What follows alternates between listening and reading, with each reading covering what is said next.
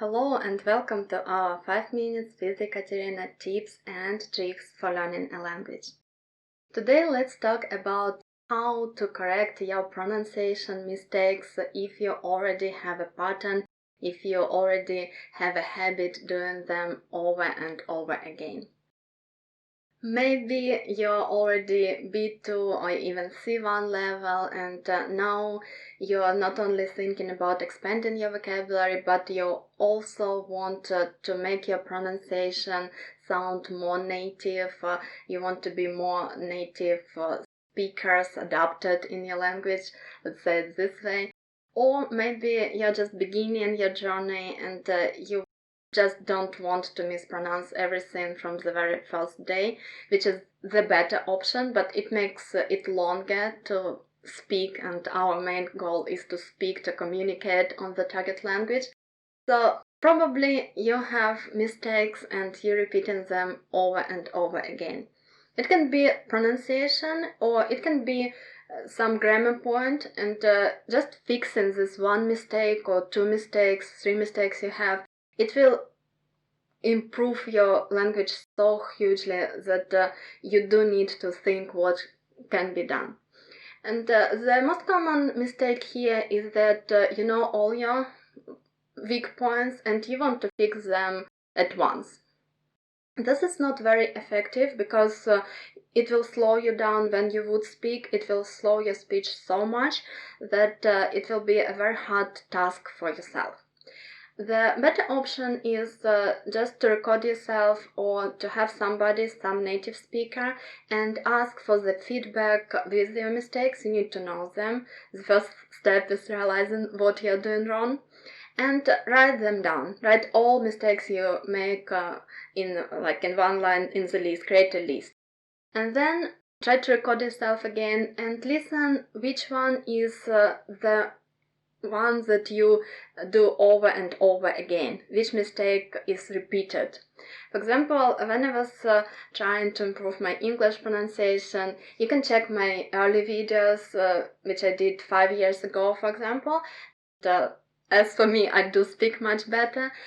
I just tried to work on my R, because in my native language we have R, and in English it's never pronounced. So what I did, I know that I do lots of mistakes still, for example with the sounds, the sound is very hard for non-native speaker, and I know these mistakes, and I decided to correct only one, which I thought crucial at the time, is R. This was my number one in my personal list, and every time I was speaking I was targeting specifically R. I didn't target any other sounds, any other mistakes, any other pronunciation mistakes.